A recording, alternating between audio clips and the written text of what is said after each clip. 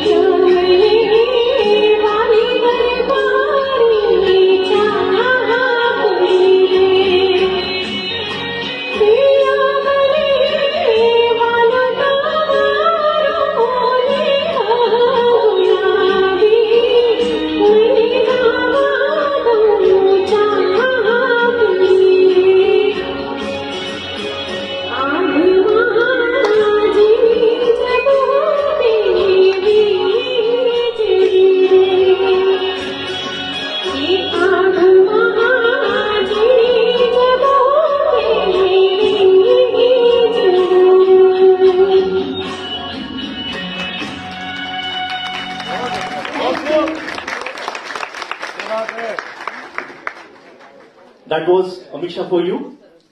I hope you enjoyed the song. Very much. अरे तो जोरदार तालियां हो जाए यार. गाइस आप लोग अभी सब हमारे दोस्त हो गए हो यार.